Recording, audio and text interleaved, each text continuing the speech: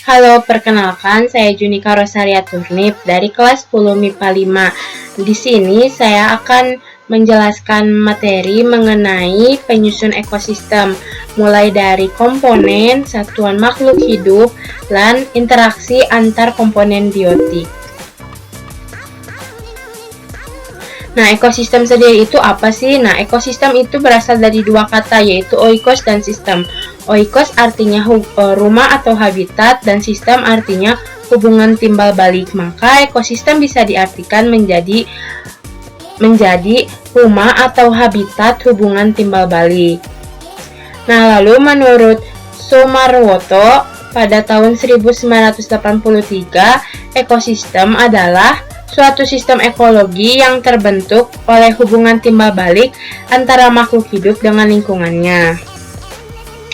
Nah, lalu komponen penyusun ekosistem ada dua, yaitu abiotik dan biotik. Lalu apa itu komponen penyusun ekosistem abiotik? Komponen penyusun ekosistem abiotik itu adalah komponen penyusun ekosistem yang terdiri dari benda-benda mati atau benda-benda tak hidup. Nah, contoh-contoh dari komponen abiotik ada air, udara, cahaya matahari, tanah, letak geografis, iklim, dan juga pH. Nah, komponen abiotik air.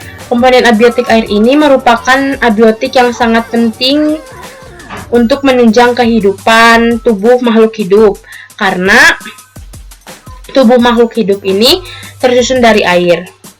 Lalu yang kedua, komponen abiotik udara. Nah, komponen abiotik udara ini juga komponen yang sangat diperlukan untuk makhluk hidup dalam proses respirasi dan fotosintesis. Lalu yang ketiga, ada komponen abiotik cahaya matahari. Nah, cahaya matahari ini tuh merupakan sumber energi utama semua makhluk hidup. Kalau untuk tumbuhan sebagai fotosintesis karena adanya cahaya matahari. Nah, fotosintesis ini tuh untuk kebutuhan tumbuhan. Nah, lalu komponen abiotik yang keempat ada tanah. Nah, tanah ini tuh berfungsi untuk tempat berpijak dan sekaligus tempat hidupnya berbagai makhluk hidup dalam ekosistem. Nah, lalu yang kelima ada komponen abiotik letak geografis. Nah, letak geografis ini letak suatu wilayah tertentu yang terlihat dari kenyataan di bumi. Nah, letak geografis setiap wilayahnya itu berbeda-beda. Nah, ini yang mengakibatkan jenis dan sebaran makhluk hidupnya pun juga berbeda-beda setiap wilayah. Nah, lalu yang keenam ada komponen abiotik iklim. Nah, iklim ini adalah keadaan suatu cuaca dalam jangka waktu yang lama di wilayah yang luas. Nah, iklim juga mempunyai hubungan erat dengan komunitas tumbuhan dan kesuburan tanah. Nah, lalu yang terakhir, komponen abiotik yang terakhir ini adalah pH. pH ini digunakan untuk menggambarkan derajat keasaman atau kebasahan suatu tanah ataupun air. pH juga berpengaruh terhadap makhluk hidup. Biasanya, makhluk hidup ini memerlukan lingkungan yang memiliki pH netral. Nah, lalu ada biotik. Apa itu biotik? Nah, kalau biotik itu kebalikan dari abiotik. Kalau abiotik tadi dari benda-benda tak hidup, nah kalau biotik ini tuh dari benda-benda hidup atau makhluk hidup. Nah, di biotik ini juga ada peran suatu organisme dalam komunitas, bisa sebagai produsen. Nah, kalau produsen ini tuh organisme yang memiliki kemampuan melakukan sintesis senyawa organik dari zat-zat anorganik, contohnya tumbuhan. Lalu yang kedua ada bisa sebagai konsumen. Nah, konsumen ini sebagai organisme yang mendapatkan makanan dari organisme lain, misalnya herbivora, omnivora, karnivora. Nah, lalu yang ketiga bisa sebagai detritivor. Nah, kalau detritivor ini tuh pemakan detritus. Nah, detritus itu adalah sisa-sisa bisa berupa bangkai atau yang remuk atau yang sudah lapuk. Misalnya cacing tanah, rayap, teripang. Nah, lalu yang terakhir bisa sebagai pengurai atau dekomposer. Nah, ini tuh yang menguraikan sampah organik menjadi zat-zat anorganik. Contohnya itu jamur dan bakteri. Lalu ada satuan makhluk hidup penyusun ekosistem. Yang pertama individu. Individu ini tuh berasal dari bahasa Latin in berarti tidak, lalu ada diffus yang berarti dibagi. Nah, individu bisa diartikan tidak dapat dibagi-bagi. Lalu yang kedua ada populasi. Populasi berasal dari bahasa Latin juga, yaitu populus yang berarti semua orang yang bertempat tinggal di suatu tempat. Nah, kalau dalam ekosistem, populasi diartikan sebagai kelompok makhluk hidup yang memiliki spesies sama atau sejenis dan menempati daerah tertentu. Lalu yang ketiga ada komunitas. Komunitas adalah berbagai jenis makhluk hidup yang terdapat di suatu daerah yang sama. Lalu ada yang keempat, ekosistem. Ekosistem seperti yang dijelaskan di awal video tadi. Nah, ekosistem ini dibagi menjadi dua, ekosistem alami dan buatan. Kalau yang alami contohnya hutan, laut, dan sungai.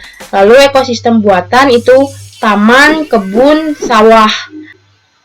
Lalu yang kelima ada bioma. Nah, bioma adalah ekosistem yang terbentuk karena perbedaan letak geografis dan astronomis. Misalnya bioma. Lalu yang keenam ada biosfer. Nah, biosfer ini adalah keseluruhan ekosistem yang membentuk rangkaian kehidupan di muka bumi. Nah, satuan makhluk hidup penyusun ekosistem diurutkan ada individu, populasi, komunitas, ekosistem, bioma, biosfer. Nah, bioma juga ada berbagai macam-macam. Ada bioma gurun, bioma sauna, bioma hutan gugur, bioma hutan tropis, bioma taiga, dan bioma tundra. Nah, lalu apa sih perbedaan habitat dan relung atau niche? Nah, kalau habitat itu adalah tempat suatu makhluk hidup tinggal dan berkembang biak. Sedangkan kalau relung atau niche ini adalah suatu fungsional suatu organisme dalam ekosistem. Jadi habitat dan relung itu berbeda. Nah, materi yang terakhir ada interaksi antar komponen biotik. Nah, mulai dari hubungan simbiosis. Di simbiosis ada simbiosis mutualisme. Mutualisme adalah dua jenis organisme yang saling menguntungkan. Contohnya alga dengan jamur. Lalu ada simbiosis komensalisme. Nah, kalau komensalisme ini salah satu diuntungkan, salah satu tidak diuntungkan, tidak dirugikan. Contohnya bunga anggrek yang menempel pada pohon. Lalu yang ketiga ada simbiosis parasitisme. Nah, kalau parasitisme ini adalah organisme yang satu diuntungkan, yang satu dirugikan. Contohnya kutu dengan manusia.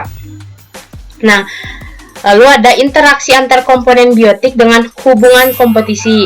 Nah, kompetisi ini ada dua, kompetisi intraspesifik dan kompetisi intraspesifik. Nah, kalau yang intraspesifik itu tuh yang sejenis, contohnya singa dengan singa.